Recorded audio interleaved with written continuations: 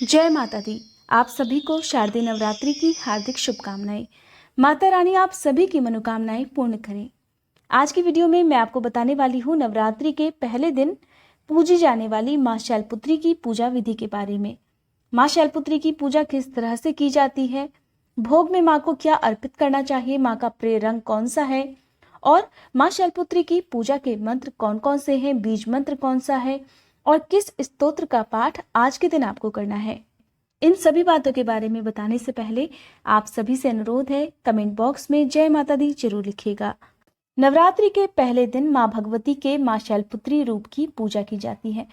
कहा जाता है कि माँ शैलपुत्री ने पर्वतराज हिमालय के घर जन्म लिया था।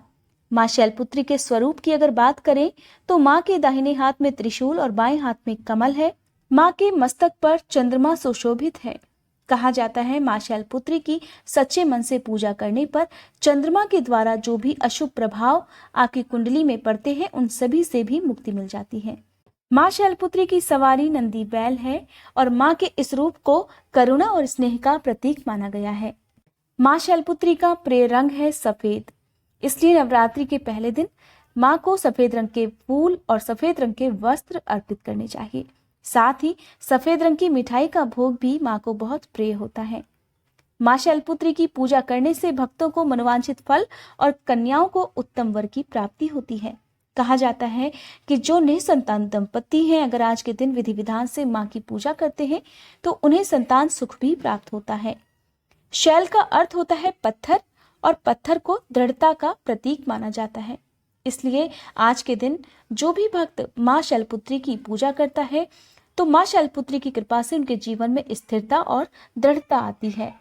ऐसे भक्त अपने निश्चय से डगमगाते नहीं हैं। कहा जाता है चाहे कितनी भी बाधाएं जीवन में आए, माँ उन्हें हमेशा साहस प्रदान करती हैं।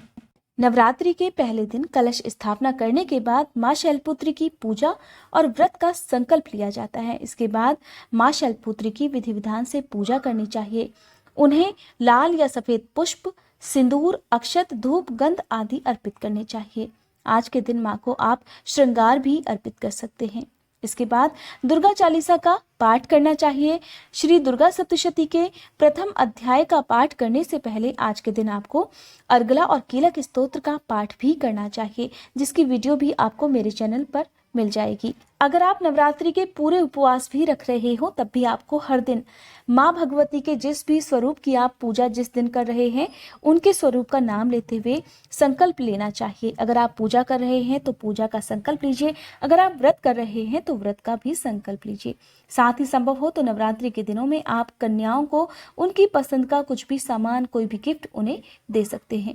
साथ ही आपको माँ शैलपुत्री की पूजा करते समय जो भी आपकी इच्छा है, जो भी मनोकामना है, उसकी पूर्ति के लिए भी प्रार्थना करनी चाहिए। कहा जाता है नवरात्रि में की गई पूजा का फल सबसे जल्दी प्राप्त होता है।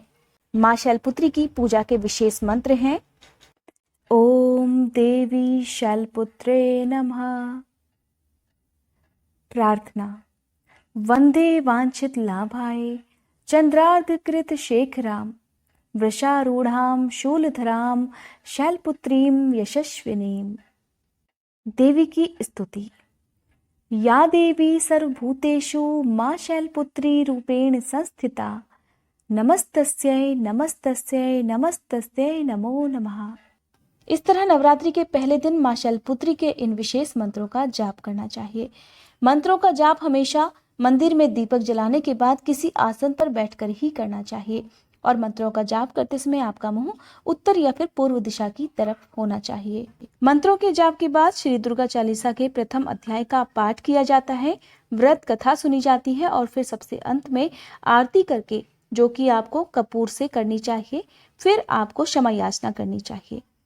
इसके बाद पूजा में आपने जो भी फल या मिठाई का भोग माँ को लगाया है उसे प्रसाद स्वरूप घर के सभी सदस्यों में बांटना चाहिए। नवरात्रि के दिनों में रोज सुबह को पूजा करते समय अग्यारी करने से माना जाता है माँ आपके आसपास की नकारात्मक ऊर्जा को अपने में समाहित कर लेती हैं और जो भी कष्ट हैं, जो भी बाधाएं हैं वो दूर हो जाते हैं। अग्यारी करने के लिए आपको चाहिए मिट्टी का एक बड़ा दिया। अब उपले का एक टुकड़ा तोड़कर उसे जलाकर या सुलगाकर मिट्टी के दिए में रखना होता है और उसके ऊपर लौंग का जोड़ा घी में डुबोकर रखना चाहिए। एक बताशा और कपूर रखकर इसे जलाना चाहिए। अग्यारी करते समय हर दिन के अनुसार माँ भगवती के मंत्रों का जाप आपको करना चाहिए। जैसे कि पहले दिन ओम शैलपुत्री दिव्ये नमः इस मंत्र का जाप करते हुए आपको अग्यारी करनी चाहिए और फिर हाथ जोड़कर माँ भगवती से आपकी जो भी मनोकामना है उसकी पूर्ति के लिए प्रार्थना करनी चाहिए। अब मैं आपको सुनाती हूँ माँ शैलपुत्री की व्रत कथा। माँ शैलपुत्री को सती के नाम से भी जाना जाता है। पौराणिक कथा के अनुसार एक बार प्रजापति दक्ष ने अपने यहाँ यज्ञ कराने का फैसला किया। इसके लिए उन्होंने सभी देवी देवताओं को निमंत्रण भी भेजा, लेकिन भगवान शिव के पास उन्होंने कोई भी निमंत्रण नहीं भेजा। देवी सती भलीभांति जानती थी कि उनके पास निमंत्रण आएगा और वो इंतजार भी कर रही थी, लेकिन ऐसा कुछ नहीं हुआ। जब उन्हें पता चला कि उनके पिता यज्ञ का आयोजन करवा रहे हैं तो वो उस यज्ञ में जाने के लिए बेचैन हो उठी, लेकिन भगवान शिव ने ये कहकर मना कर दिया कि बिना निमंत्रण दिए वे कहीं नहीं जाएंगे। तब उन्होंने कहा कि यज्ञ में जाने के लिए उनके पास कोई भी निमंत्रण नहीं आया है, इसलिए ऐसे में बिना बुलाए जाना वहां उचित नहीं होगा। सती नहीं मानी और वे भगवान शिव से बार बार यज्ञ में जाने का आग्रह करती रहीं। देवी सती के ना मानने की वजह से भगवान शिव को उनकी बात माननी पड़ी और उन्होंने देवी सती को यज्ञ में जाने की अनुमति दे दी। देवी सती जब अपने पिता प्रजापति दक्ष के यहाँ पहुंची तो उन्होंने देखा कि कोई भी उनसे आदर और प्रेम के साथ बात नहीं कर रहा है। सारे लोग मुंह फेरे हुए हैं और सिर्फ उनकी माता ने स्नेह से उन्हें गले लगाया। उनकी बाकी बहनें भी उनका उपहास उड़ा रही थीं और सती के पति भगवान शिव का भी अपमान कर रही थीं। स्वयं प्रजापति दक्ष ने भी अपमानित करने का कोई अवसर न छोड़ा। अपने पति का अपमान होते देखकर और ऐसा व्यवहार देखकर देवी सती दुखी हो गई। अपना और अपने पति का अपमान उनसे सहन नहीं हो पाया और फिर अगले ही पल देवी सती ने वो कदम उठाया जिसकी कल्पना स्वयं प्रजापति दक्ष ने भी नहीं की होगी। देवी सती ने उसी यज्ञ की अग्नि में खुद को स्वाहा कर दिया और अपने प्राण त्याग दिए। भगवान शिव को जैसे ही इसके बारे में पता चला वे बहुत दुखी हो गए। दुख और गुस्से की ज्वाला में जलते हुए भगवान शिव ने उस यज्ञ को ही ध्वस्त कर दिया।